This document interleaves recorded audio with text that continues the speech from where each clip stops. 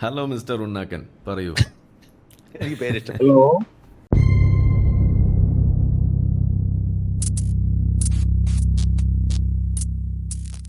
Hello കേൾക്കാവോ? കേൾക്കാം കേൾക്കാം. കേൾക്കാം. പറയൂ. പോക്കരി പോക്കരി, അസ്സലാമു അലൈക്കും. ആ ഞങ്ങളും അസ്സലാമലൈക്കും. അതെ, മെഷീനിലിട്ടറിക്കും. വാലൈക്കും. അതെ, ആരിഫ് പറയൂ. ബ്രോ, ഹല്ലേലൂയ, സ്തോത്രം. അതെ, താങ്കൾക്കും. കൈപ്പള്ളി നമസ്തേ. നമസ്തേ. എനിക്ക് പറയാനുള്ളത് ഇത്രയേ ഉള്ളൂ. ഈ ഇസ്ലാമോഫോബിയ എന്ന് പറഞ്ഞിട്ട് ഈ നമ്മുടെ ഇന്ത്യ പോലുള്ള ഒരു രാജ്യത്ത് ഇവരെത്ര കാലം ഇസ്ലാമിനെ സംരക്ഷിച്ചു?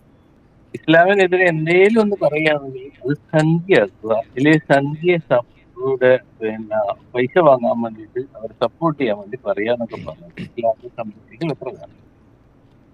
അതുപോലെ ഇപ്പോ സിറിയയിലായാലും അതുപോലെ മറ്റ് പാകിസ്ഥാനായാലും അഫ്ഗാനിസ്ഥാനായാലും ബംഗ്ലാദേശിലായാലും ഇസ്ലാമിസത്തിന്റെ അവസ്ഥ മനസ്സിലാക്കാൻ പറ്റും.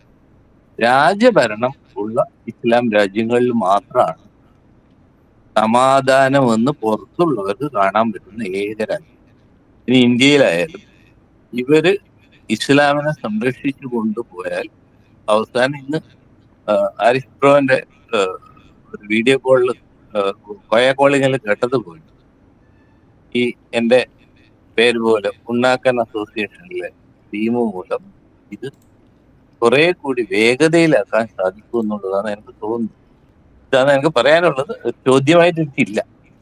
ഈ ഡെമോക്രാറ്റിക് ആയിട്ടുള്ള രാജ്യങ്ങളിൽ ഈ ഇസ്ലാം അവരുടെ തനിക്കുണം പുറത്തെടുക്കും. രാജഭരണം എടുത്ത് അവരെടുക്കില്ല. കാരണം എടുത്തു കഴിഞ്ഞാൽ സൗദി അറേബ്യയിൽ ഇപ്പോൾ സൗദി അറേബ്യയിൽ ഇറാനിലും ഒക്കെ നടക്കുന്ന എക്സിക്യൂഷൻ്റെ എണ്ണം നിങ്ങൾ നോക്കിയാൽ മതി. ഇടയ്ക്കിടയ്ക്ക് ഉണ്ടാവും അവിടെ അങ്ങനെ കുറേ ആൾക്കാരെ തൂക്കിക്കൊന്നു. ഇപ്പോൾ ഈ അടുത്താണ് മലയാളികളായ അടക്കം കുറച്ച് ആൾക്കാരെ തൂക്കിക്കൊന്നത്. നമ്മുടെ നാട്ടിൽ ഒരു പക്ഷേ അവർക്ക് ജീവപര്യന്തോ എന്തോ അവരെന്തോ കൊലപാതകമോ അങ്ങനെ എന്തോ ശിക്ഷയാണ് അതുമായി ബന്ധപ്പെട്ട്. അവർക്ക് ഒരു പക്ഷേ ജീവിക്കാനുള്ള അവകാശമെങ്കിലും ഇവിടെ സംരക്ഷിക്കപ്പെടും. എന്നാൽ മലയാളികളായ ഈ ആളുകൾ അവിടെ സൗദിയിൽ തൂക്കിക്കൊല്ലപ്പെട്ടു. ഇവിടെ എന്താ ഒരു പ്രതിഷേധം ഉണ്ടായില്ലല്ലോ, റാലികളൊന്നും കണ്ടില്ല.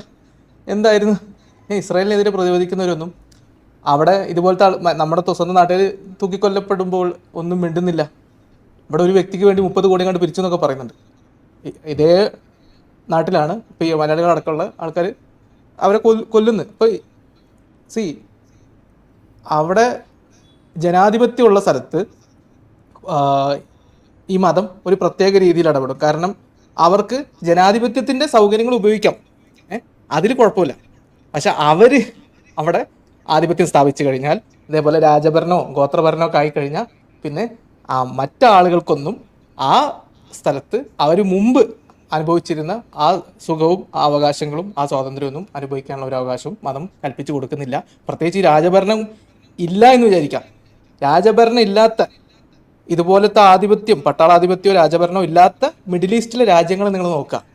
നേരത്തെ പറഞ്ഞ പുള്ളി പറഞ്ഞ ഒരു കാര്യവും ശരിയാണ്. എക്കണോമിക്കലി സോഷ്യലി ഇൻടോളറൻ്റ് ആയിട്ടുള്ള രാജ്യങ്ങളാണ് അതൊക്കെ. ഇപ്പോൾ സിറിയ പോലുള്ള രാജ്യങ്ങൾ, മറ്റ് ഇറാഖ് പോലുള്ള രാജ്യങ്ങളൊക്കെ. പക്ഷേ സൗദിയിലും UAE-യിലും അല്ലെങ്കിൽ ബഹ്റൈനിലും ഒമാനിലൊക്കെ പോയാൽ കുറഞ്ഞ പക്ഷം നിങ്ങൾ കൊല്ലപ്പെടില്ല, അല്ലെങ്കിൽ നിങ്ങൾ ആരും തട്ടിക്കൊണ്ട് പോവില്ല എന്നുള്ളൊരു സമാധാനമെങ്കിലും ഉണ്ടാവും. അവിടെ ശരിയാണ്, അവിടുത്തെ വ്യവസ്ഥയൊക്കെ നമുക്ക് സ്വാതന്ത്ര്യം ഇല്ലാത്തതാണെങ്കിലും കുറച്ചും കൂടി ടോളറബിൾ ആണ് അവിടെ ജീവിക്കുന്ന ആളുകൾക്ക്. അതൊരു വിരോധാഭാസമാണ് അതിൻ്റെ അകത്ത്.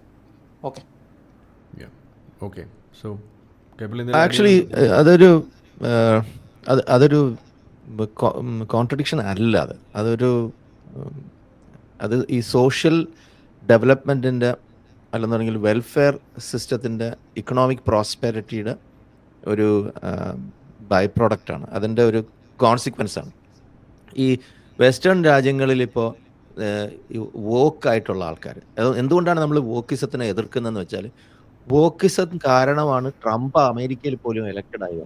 കാര്യം ഈ ഫാർ ലെഫ്റ്റ് അല്ലെങ്കിൽ ലിബറൽസ് ആയിട്ടുള്ളവർ ആ എക്സ്ട്രീം ലെഫ്റ്റിലേക്ക് പോയിട്ട് എല്ലാവർക്കും തുല്യമായ അവസരങ്ങളും എല്ലാവർക്കും തുല്യമായ അവകാശങ്ങളും എന്നുള്ള ഈ മുദ്രാവാക്യം മുഴക്കിയപ്പോഴാണ് അമേരിക്കയിലും ഇപ്പം ജർമ്മനിയിലും എല്ലാം ഇസ്ലാം പബ്ലിക്കായിട്ട് പ്രകടമായിട്ട് എന്തും കാണിക്കാം എന്ന് പറഞ്ഞാൽ അതായത് ഈ പറഞ്ഞ രാജ്യങ്ങൾ സിറിയ, ഇറാഖ്, അഫ്ഗാനിസ്ഥാൻ, സൊമാലിയ പോലുള്ള ഫെയിൽഡ് സ്റ്റേറ്റുകൾ, ഇതെല്ലാം ഫെയിൽഡ് സ്റ്റേറ്റുകളാണ്. ഇതൊക്കെ ഇസ്ലാമിക് ഡിക്റ്റേറ്റർഷിപ്സ് അല്ലെങ്കിൽ വാർലോഡ്സിൻ്റെ കയ്യിലിരുന്ന ഭരണങ്ങളെല്ലാം തന്നെ തകർന്നുകൊണ്ടിരിക്കുമ്പോൾ അവിടുന്ന് മനുഷ്യരെല്ലാവരും അവരുടെ ഇസ്ലാമം എടുത്ത് യൂറോപ്പിലും അമേരിക്കയിലും കാനഡയിലും ജർമ്മനിയിലും പോയിട്ട് പ്രൊലിഫറേറ്റ് ചെയ്തുകൊണ്ടിരിക്കുകയാണ്. ആ പ്രൊലിഫറേഷൻ്റെ പ്രധാന കാരണം എന്ന് പറയുന്നത്, I am not talking about liberals but ഈ വോക്ക് ലിബറൽസ്. ഈ വോക്ക് ലിബറൽസ് ആണ് ഇത്രയും തകർച്ചയിലേക്ക് വെസ്റ്റേൺ സിവിലൈസേഷനെ കൊണ്ടെത്തിച്ചുകൊണ്ടിരിക്കുന്നത്. ഇത് നമ്മൾ തിരിച്ചറിയേണ്ട ഒരു കാര്യമാണ്. അതിൻ്റെ പോളാർ ഓപ്പോസിറ്റായിട്ട് എന്ത് സംഭവിക്കുന്നു? ഫാർ റൈറ്റ് നാസി നിയോ നാസി പാർട്ടികൾ ഭരണത്തിൽ കയറും. അപ്പം നമ്മളൊരു മിഡിൽ ഗ്രൗണ്ട് സ്വീകരിക്കാത്തത് കൊണ്ടാണ് പല രാജ്യങ്ങളും ഇപ്പം തിരിച്ചറിഞ്ഞുകൊണ്ടിരിക്കുകയാണ്. ഒരു മിഡിൽ ഗ്രൗണ്ട് മനസ്സിലാക്കി എന്തിനെ നമ്മൾ പ്രോത്സാഹിപ്പിക്കണം, എന്തിനെ കൂടെ നിൽക്കണം. ഈ ഇസ്ലാമിനെ പ്രൊമോട്ട് ചെയ്യുന്നവരെയും ഈ വിമൻസ് ലിബറേഷനെ എതിർക്കുന്ന മുസ്ലിങ്ങളാണ് ഇപ്പോൾ ഉള്ളത്. ഇപ്പോൾ ജർമ്മനിയിൽ ഇപ്പോൾ ഞാനൊരു ന്യൂസ് ഞാനിപ്പോൾ വായിച്ചുകൊണ്ടിരിക്കുകയായിരുന്നു. അതായത് കണ്ട, Islamic women's organisations confront western ഫെമിനിസത്തിന് എതിരായിട്ട് അവിടെ സ്ക്രീൻ ചെറുതാക്കിയുള്ളൂ. വെസ്റ്റേൺ ഫെമിനിസത്തിന് എതിരായിട്ട് അവിടെ ഇസ്ലാമിക് ഫെമിനിസം കൊണ്ടുവരാൻ ശ്രമിക്കുന്നു. എന്താണ് ഇസ്ലാമിക് ഫെമിനിസം? അങ്ങനെ ഒരു സംഭവമില്ല. നമുക്ക് അതിനെപ്പറ്റിക്ക് വേറെ ഡിസ്കസ് ചെയ്യാം. But the point I am trying to make is, അതേസമയം ഈ Saudi Arabia, United Arab Emirates ഇവരെല്ലാം വെസ്റ്റേണൈസ്ഡ് ആയിക്കൊണ്ടിരിക്കുകയാണ്. എങ്ങനത്തെ വെസ്റ്റേണൈസേഷൻ? ഒരു 30-40 വർഷം മുമ്പുണ്ടായിരുന്ന വെസ്റ്റേൺ സിവിലൈസേഷൻ്റെ ആ ഉച്ചകോടിയിലേക്ക് എത്തി നിന്നിരുന്ന സമയത്തേക്ക് ആ രാജ്യങ്ങൾ വളരുകയാണ്. ഇസ്ലാമിനെ ഒതുക്കി വീടുകളിലും പള്ളികളിലും മാറ്റി ഒതുക്കി പുറത്തിറക്കി അപ്പം തട്ടിയെടുത്ത് അകത്തിടും, അല്ലെന്നുണ്ടെങ്കിൽ നാട് കടത്തും എന്നുള്ള ആ ഒരു തിരിച്ചറിവ് ജനങ്ങളിൽ എത്തിച്ചു കഴിഞ്ഞ് അവിടെ ഇനി ഒരു പരിപാടി നടക്കില്ല. ഈ പരിപാടി നടക്കും. പറഞ്ഞോ. അപ്പോൾ ഇത് നേരത്തെ പറഞ്ഞ വേറൊരാൾ പറഞ്ഞ ക്വസ്റ്റ്യൻ്റെ ഉത്തരമാണ്. ഞാനിപ്പോൾ ഒരു അഫ്ഗാനിലെ ആ ഇഷ്യൂവിൻ്റെ ഒരു ലിങ്ക് ഞാൻ പ്രൈവറ്റ് ചാറ്റിൽ ഇട്ടിട്ടുണ്ട് നമ്മുടെ ഈ ലൈവിൻ്റെ. അപ്പോൾ എന്താണ് മതത്തിലെ സെക്റ്റുകൾ മറ്റൊരു പൊതുശത്രുവിനെ, ജൂതരെ പോലെ ഒരു പൊതുശത്രുവിനെ ഉണ്ടാക്കുമ്പോൾ വരുന്നതും, എന്നാൽ ഇവർ തമ്മിലുള്ള പ്രശ്നങ്ങൾ വരുന്ന സമയത്ത് എങ്ങനെയാണ് കാര്യങ്ങൾ മാറുന്നുള്ളതിൻ്റെ ഉത്തമ തെളിവാണ് അഫ്ഗാനിലെ ഒരു മന്ത്രി എന്ന് പറഞ്ഞല്ല, താലിബാൻ അവരുടെ ഒരു നേതാവ്, മൂത്ത സംഘി എന്നൊക്കെ പറയും, അല്ലെങ്കിൽ മൂത്ത താലിയെ താലത്തിൽ വെച്ച് കൊടുക്കേണ്ട അവസ്ഥയാണ്. കാരണം പുള്ളി കംപ്ലീറ്റ് അടിച്ചുപോയി. ഇവരുടെ മാത്രം ആളുകൾ ഉണ്ടാകുന്ന അവസ്ഥയാണ് നിങ്ങൾ ഈ കാണുന്നത്. ഏറ്റവും മൂത്ത സ്ത്രീവിരുദ്ധതയും മൂത്ത മതഭ്രാന്തമുള്ള ടീമിനെ അതിനേക്കാൾ മതഭ്രാന്തുള്ള ടീം അടിച്ച് പണിയിച്ച് കളയുന്നു.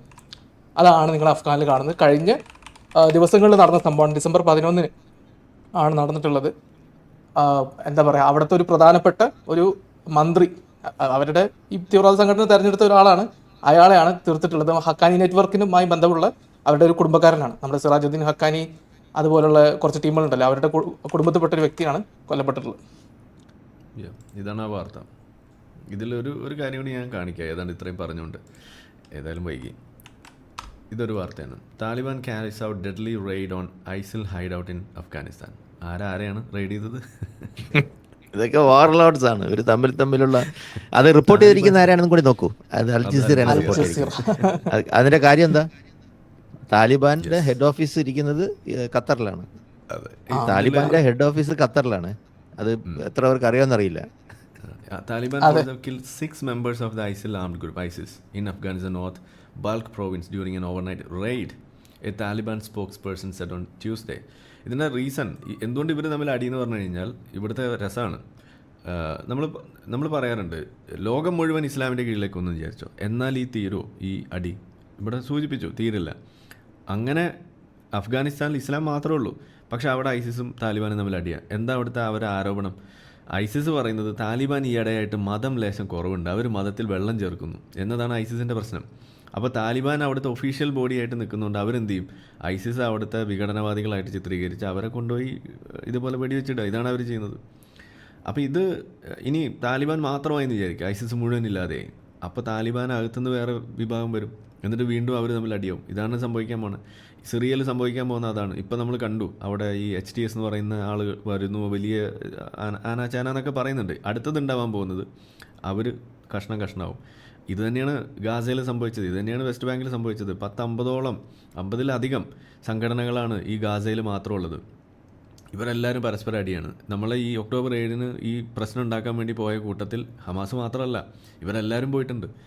എല്ലാവരും പോയി ആണ് ഇത് ചെയ്യുന്നത്. പക്ഷേ എല്ലാവരും സിവിലിയൻ വേഷത്തിലാണ്. അവരൊക്കെ വെടിവെച്ചിടുകയോ അല്ലെങ്കിൽ അറസ്റ്റ് ചെയ്യുകയോ ചെയ്ത് കഴിഞ്ഞാൽ സിവിലിയൻസിനെ കൊന്നതെന്ന് പറഞ്ഞ് നിലവിളിക്കുകയും ചെയ്യും. ഇതാണ് നമ്മൾ കാണുന്നത്. അപ്പോൾ ഇത് ഒന്ന് സൂചിപ്പിച്ചതേ ഉള്ളൂ. ഇസ്ലാം മാത്രമായാലും ഉണ്ടാകാൻ പോകുന്ന എന്ത് എന്നുള്ളത് ഇവിടെ നമ്മളുടെ ബംഗ്ലാദേശ് നമ്മളെ പഠിപ്പിച്ചു തരുന്നുണ്ട്. അതുകൂടാതെ ഇപ്പോൾ താലിബാനിൽ നിന്നും ഒരു ഉദാഹരണം. ഓക്കെ, മറ്റേ ഹിസ്ബുൽ തഹരീർ ഷം അവിടെ ഏതോ ജേർണലിസ്റ്റുകളോട് തട്ടോടാൻ പറഞ്ഞു എന്ന് പറഞ്ഞിട്ട് അവന്റെ ഒരു വാർത്ത ഉണ്ടായിരുന്നു.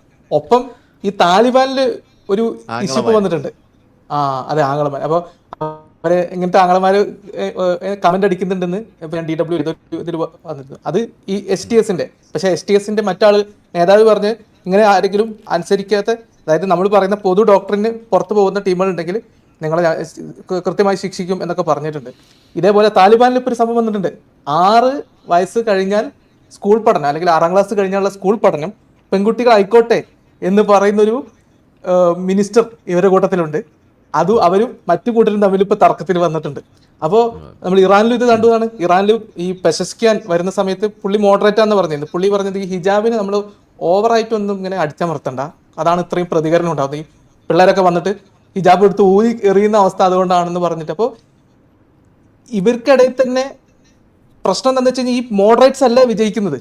ഇസ്ലാം എവിടെയെങ്കിലും വന്നു കഴിഞ്ഞാൽ വിജയിക്കുന്നത് ആരാ? ഇതിലേറ്റവും അൺസഹിക്കബിൾ ആയിട്ടുള്ള ആൾക്കാരാണ്. അതാണ് IS-ലേക്ക് ആളുകൾ റിക്രൂട്ട് ചെയ്ത് പോകുന്നത്. അല്ലെങ്കിൽ ഒന്ന് ആലോചിച്ച് നോക്കിയേ, താലിബാനിലേക്കും ഇവരിലേക്കല്ലേ പോകുന്നത്. പക്ഷെ നമ്മുടെ നാട്ടിൽ നിന്ന് പോലും അഫ്ഗാനിലേക്ക്, മലപ്പുറത്ത് നിന്ന് ഒരുത്ത അഫ്ഗാനിലേക്ക് പോയി. എന്തിനാണ്? IS ചേരാൻ. അപ്പോൾ എത്രത്തോളം ക്രൂരത മതത്തിന്റെ പേരിൽ ചെയ്യുന്ന ടീമുകളുണ്ടോ അവരേതാണ് ഈ വീഡിയോ. ഇപ്പോൾ ഹമാസൊക്കെ വീഡിയോ കാണിക്കുന്ന എന്തുകൊണ്ടെന്നറിയോ? അത്രയ്ക്കും കമ്മിറ്റഡ് ആയിരിക്കണം ഒരു മതഭ്രാന്തൻ എന്നുള്ളതുകൊണ്ടാണ്. അപ്പോൾ അതിന് വേണ്ടിയിട്ടാണ് ഇവരിതൊക്കെ ചെയ്യുന്നത്. അപ്പോൾ അത്ര കമ്മിറ്റഡ് ആയിട്ടുള്ള മതഭ്രാന്തം ഉള്ളവർക്കേ ഇവരുടെ നേതാവാൻ പറ്റുള്ളൂ. നമ്മുടെ ഈജിപ്തിൽ മറ്റേ മുസ്ലിം ബ്രദർഹുഡ് അതുപോലെയാണ് വന്നത്. അതേപോലെയാണ് മറ്റു രാജ്യങ്ങൾ. ഇപ്പോൾ സിറിയയിലും ഈ ടീം വന്നത് അതുകൊണ്ടാണ്. ഈ ടീം വന്നപ്പോൾ എന്ത് പറഞ്ഞു? ഷിയാക്കളുടെ കുറ്റമാണെന്ന് പറഞ്ഞിട്ട് ഷിയാക്കളൊക്കെ അങ്ങ് കുറ്റപ്പെടുത്തി. ഹിസ്ബുള്ള മോശമാണ്, ഇറാനൊക്കെ പറ്റ മോശമാണെന്നൊക്കെ പറഞ്ഞ് കുറ്റപ്പെടുത്തുന്നൊരു സാഹചര്യം ഇപ്പം നേരത്തെ കൈപ്പള്ളി പറഞ്ഞ അല്ല, മറ്റേ പുള്ളി ലബനാനികളും മറ്റവരൊക്കെ പറഞ്ഞ ഇതൊക്കെ ഹിസ്ബുള്ളയുടെ തലയിലിട്ടിരിക്കുന്നത്. കാരണം അവിടെ ഏറ്റവും മോശം ടീമുകൾ ഇപ്പൊ സുന്നി എന്നിട്ട് തീവ്ര ശക്തികൾ വരുമ്പോൾ ഇവരുടെ ഇടയിലുള്ള ഈ പ്രശ്നങ്ങൾ വീണ്ടും പൊതുചർച്ചയിൽ അവർക്കിടയിൽ വരും. അതാ ഞാൻ പറഞ്ഞത്, എങ്ങനെ പോയി കഴിഞ്ഞാലും തീവ്രത കൂടുകയേ ചെയ്യുള്ളൂ. നിങ്ങളൊരു ഡെമോക്രാറ്റിക് ആയിട്ടുള്ള ഒരു വിപ്ലവം ആണെങ്കിൽ പോലും അവിടെ തീവ്രത കൂടിയ വിഭാഗമാണ് വരുന്നത്. ഇപ്പം നമുക്കിപ്പോൾ ഒരു ആഗ്രഹമുണ്ട്, ഇപ്പോൾ ഇറാനിലൊക്കെ കുറച്ചുകൂടി മോഡറേറ്റ് ആയിട്ട് ഈ ഭരണകൂടം തന്നെ ആയിക്കഴിഞ്ഞാൽ അവിടുത്തെ ആളുകളുടെ അവകാശങ്ങൾ, സ്വാതന്ത്ര്യത്തിൽ ഒരു അല്പം കൂടി വർധന വരുമല്ലോ. പക്ഷെ അത് നമുക്ക് സ്വാഭാവികമായിട്ട് സംഭവിക്കുന്നത് കാണാൻ പറ്റില്ല. നമ്മളെ വീഡിയോ കണ്ടുകൊണ്ടിരിക്കുന്ന ആളുകൾ ചാനൽ സബ്സ്ക്രൈബ് ചെയ്തിട്ടില്ല എന്നുണ്ടെങ്കിൽ അത് ചെയ്ത് നമ്മളെ സപ്പോർട്ട് ചെയ്യുക. മറ്റു രീതിയിൽ സപ്പോർട്ട് ചെയ്യാൻ ആഗ്രഹിക്കുന്ന ആളുകൾക്ക് അതിൻ്റെ ഡീറ്റെയിൽസ് ഡിസ്ക്രിപ്ഷനിലുണ്ട്. നിങ്ങളുടെ ഓരോ ലൈക്കും ഷെയറും അതുപോലെ കമൻ്റ് ഇടുന്നതും ഇതിൽ ഈ വീഡിയോ അതിൻ്റെ താഴെ വരുന്ന കമൻറ്റുകൾക്ക് നിങ്ങൾ പ്രതികരിക്കുന്നതെല്ലാം തന്നെ വീഡിയോയുടെ റീച്ച് കൂടുന്നതിന് വലിയ തോതിൽ ഉപകാരപ്പെടുന്ന സംഗതിയാണ്. അപ്പോൾ അതുകൊണ്ട് അതിൽ നിങ്ങൾ ഏർപ്പെടണം എന്നും കൂടി ഞാൻ അഭ്യർത്ഥിക്കുകയാണ്. മറ്റുള്ള രീതിയിലുള്ള സപ്പോർട്ട് തുടർന്നും നിങ്ങളുടെ ഭാഗത്തുനിന്നുണ്ടാവും എന്ന് പ്രതീക്ഷിക്കുന്നു.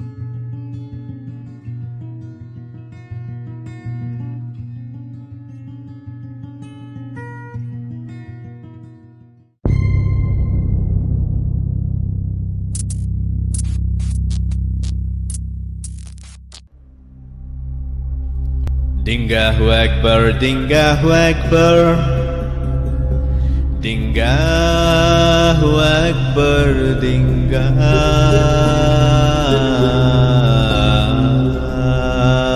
Akbar. Ashhadu an la ilaha illa Dingah. Ashhadu an la ilaha illa Dingah.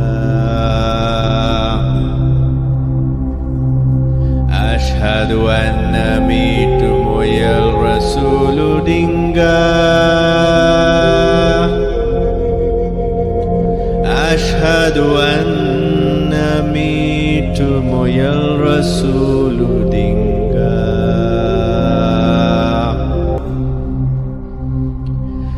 Hayya ala free thinking.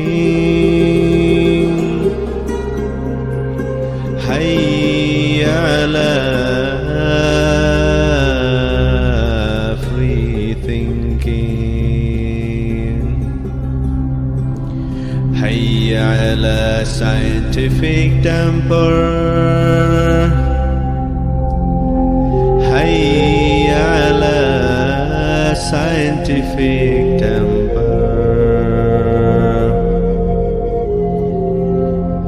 Dingahu Akbar, Dingahu Akbar.